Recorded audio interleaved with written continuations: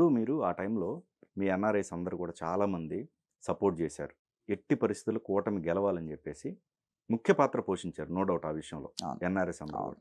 మరి మీకు అనుకూలంగానే ఉంది ఈ ప్రభుత్వం? అంటే మాకు అనుకూలంగా ఉండాల్సిన అవసరం లేదండి. ఆ! నేనేమనుకుంటానంటే అంటే అప్పుడు ఏ ఉద్దేశంతో మీరు సపోర్ట్ చేశారు? అంటే ఆంధ్రప్రదేశ్ రాష్ట్రం సర్వనాశనం అయిపోతుంది. ఆ! రాష్ట్ర భవిష్యత్తు ప్రశ్నార్థకం అయిపోతుంది. రాష్ట్రంలో డబ్బులన్నీ జగన్‌మోహన్ రెడ్డి మింగేస్తున్నాడు.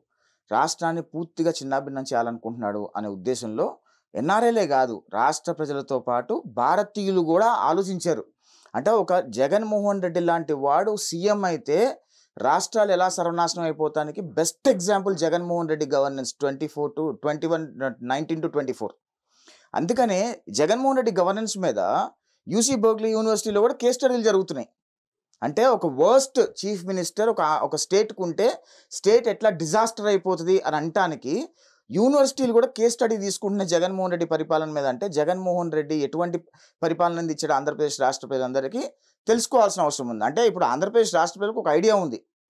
కానీ మేమందరం కూడా ఫైట్ చేసింది ఎందుకు? రాష్ట్రాన్ని కాపాడు కోసం ఫైట్ చేసాం. రాష్ట్రాన్ని ఎవరి నుంచి కాపాడుకోవడానికి ఫైట్ చేసాము? ఒక రాజకీయ ఉగ్రవాది నుంచి, ఒక పొలిటికల్ టెర్రరిస్ట్ నుంచి కాపాడుకోవడానికి ఫైట్ చేసాం. ఎందుకంటే గత 5 సంవత్సరాల్లో వైసీపీలో ఉన్న వాళ్ళందరూ ఉన్మాదుల్లా ప్రవర్తించారు. ఉగ్రవాదుల్లా ప్రవర్తించారు.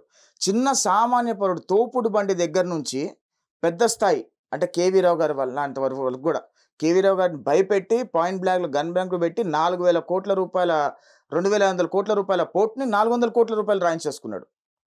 11,000 షేర్ వాల్యూని 1000 కోట్లకు కొనేసుకున్నారు. ఓకే. ఎంత అరాచకం చేశారు ఇంత అంతే కదా! మరి ఆఖరి తోపుడు బండి వాడి దగ్గర కూడా డబ్బులు తీసుకొని, వాడు చిన్న 100 గజాలు ఉంటే ఆ 100 గజాలను కూడా లాక్కొని, పై స్థాయి నుంచి కింద స్థాయి వరకు చెయ్యని అరాచకాలంటూ లేవు.